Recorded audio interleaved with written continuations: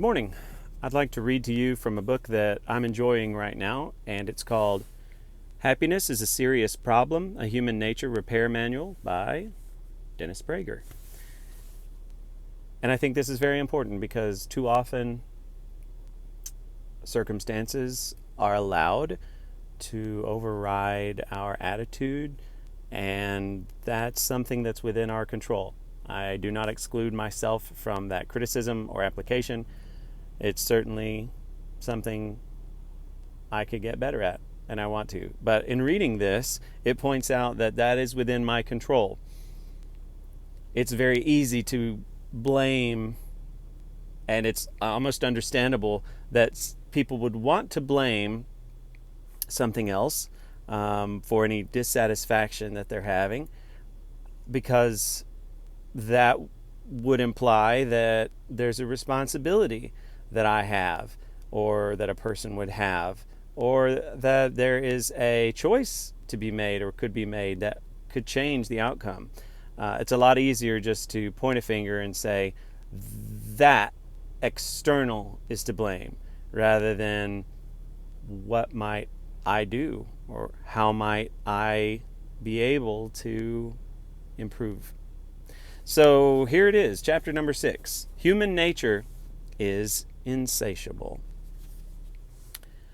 I came across a newspaper advertisement that crystallized the problem of happiness for me. The advertisement, which was for a Los Angeles sex therapy clinic, read, "If you are not completely satisfied with your sex life, give us a call." At first, the ad meant nothing to me, but for some reason I felt compelled to think about it. And when I did, it became clear to me that this was a truly brilliant ad. If all the people in Los Angeles who were not completely satisfied with their sex life contacted the clinic, everyone in Los Angeles would contact the clinic. Why? Because the advertisement used the magic words, completely satisfied.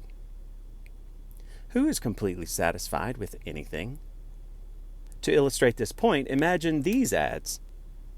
If you are not completely satisfied with your income, give us a call. If you are not completely satisfied with your spouse, give us a call. If you are not completely satisfied with your children, give us a call. If you are not completely satisfied with your parents, give us a call. If you are not completely satisfied with your toothpaste, give us a call.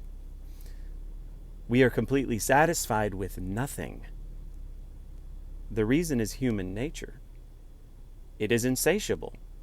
And that is why no single obstacle to happiness is greater than human nature.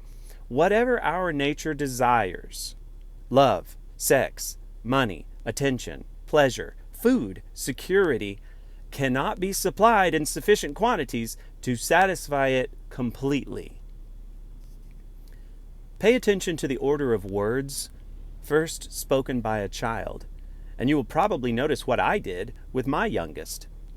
His first word was mama, then came dada, and his third word was more.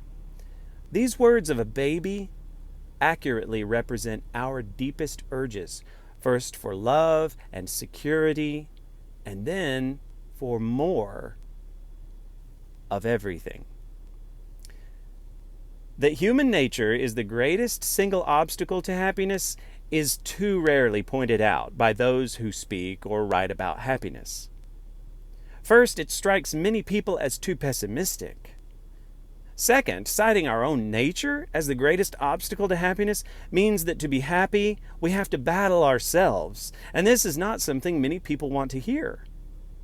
Third, it undermines the common desire to attribute one's unhappiness to outside forces.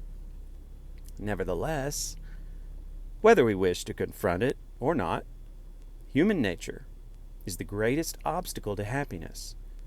And that is why this book directs so much attention to the battle we must wage with ourselves to achieve a happier life.